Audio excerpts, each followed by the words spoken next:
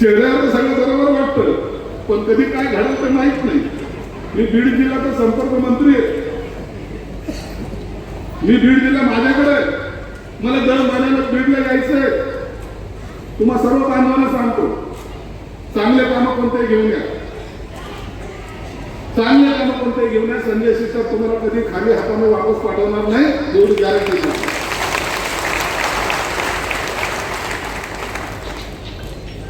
40 वर्षामध्ये काय कमवलं ना, माझ्या मतदारसंघामध्ये मी 4 वेळा निवडून. कोण कोण लोक राहतात माझ्या मतदारसंघामध्ये? सगळे लोक. प्रकाश दादा सावंतची जमीन ही माझ्या मतदारसंघात आहे. विचारा काय मी काय हलका सरकार माणूस आहे? जयनाथ आनंदची जमीन माझ्या मतदारसंघात आहे. मी काय हलका सरकार माणूस आहे? दंडाची जमीन माझ्या मतदारसंघात आहे. सतीश चव्हाणची जमीन माझ्या मतदारसंघात आहे. बाळासाहेब थोरातांची जमीन माझ्या मतदारसंघात आहे. विखे पाटलाची जमीन माझ्या मतदारसंघात आहे. कदम साहेबांची जमीन माझ्या मतदारसंघात आहे. किती मोठी लोक आहेत माझ्या मतदारसंघात. राजस्थानचे राज्यपाल माझ्या मतदारसंघात राहतात. आणखी काय पाहिजे? पण तरी तिथे निवडून येताना सर्वांचं सहकार्य मला लागतं. संजय शिरसाटने एखाद्या बिल्डरकडून एखादा रुपया घेतला तर कोणी सांगावा. संजय शिरसाटने एखाद्या प्लॉट धारकाला बोलवलं ते फसवलं असं सांगावं. संजय शिरसाटने कुणाला नोकरी लावून देतो म्हणून त्याचे पैसे घेतले असं सांगावं. एक इतक्या मोठ्या कंपन्या आहेत, तुमच्याकडे एकच कंपनी, त्याच्यात एवढं भांडणं इतकं राजकारण झालं. माझ्याकडे शेकडो कंपन्या आहेत माझ्या मतदारसंघात. पण मला कधी अक्कल सुचली मी काय करायला पाहिजे म्हणून नाही सुचलं तरी बरं. सांगेल दादा, संजय शिरसाट जे बोलतो ते करतो. तुम्हाला चांगल्या प्रकारे माहिती आहे तो संजय शिरसाट आहे. सकाळचा तो भोगा वेगळा, तो संजय राऊत आणि मी हा संजय शिरसाट आहे. फरक आहे का नाही? आपली भी तर चलती आहे ना. एकनाथ शिंदे मुख्यमंत्री होते, सगळ्यात जवळचा माणूस कोण? संजय शिरसाट. अरे हे कमाई कष्टाने केलेली कमाई. माझ्यासारखे 4 लोक त्यांच्या बरोबर होते. पुन्हा एकनाथ शिंदे साहेबांना ज्या मजबूतीने ते उभे राहिले होते हे सगळं महाराष्ट्राने पाहिलं. म्हणून दादा, संजय शिरसाट आहे. मारताना दिल खुलास मारा.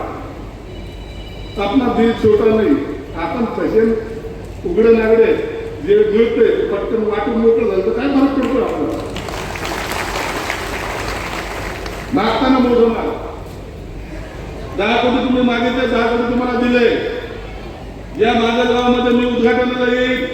हॉस्टेल बांधायचं असेल तर त्यांना पाहिजे असेल तर 10 कोटी आणखीन देतो. प्रस्ताव पाठवा आणि मला पुन्हा उद्घाटनाला बोलवा. आणि फक्त भाषण करायला लावू नका. नाही तर कलबी भुके तर आणखी भुके. आता काय स्वतःच आमचंही का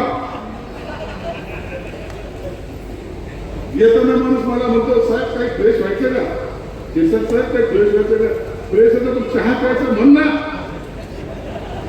आणि धक्का मारत येतो. 150 लोक एवढे हुशार असतात मला माहित नाही.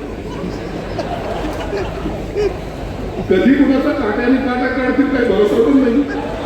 माझी लायकी पाहून मला पाहिजे.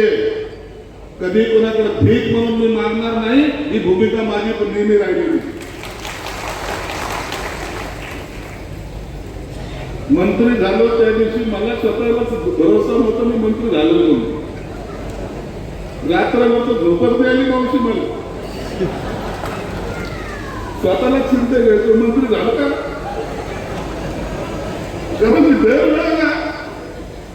जेव्हा 10 वर्ष त्याचा सेवक होतो.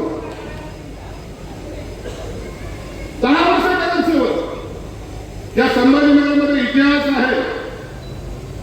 या शहराचा सलग 4 वेळा मी आमदार झालो. सलग 4 वेळा. आणि चांगल्या मताने निवडून येतो. दर वेळेला आमदार व्हायचो त्यावेळेला म्हणायचो की आता माझं मंत्रिपद मिळेल. टीव्ही मध्ये बातमी यायची. पहिल्या 4 मध्ये माझं नाव असेल. दुसऱ्यांदा मंत्री झालो, आमदार झालो तेव्हाही तसं. तिसऱ्यांदा झालो तेव्हाही तसं. चौथ्यांदा झालं. आता मला जर आमदार मंत्री जर झालं नाही ना, ते सचिन सारखं मलाही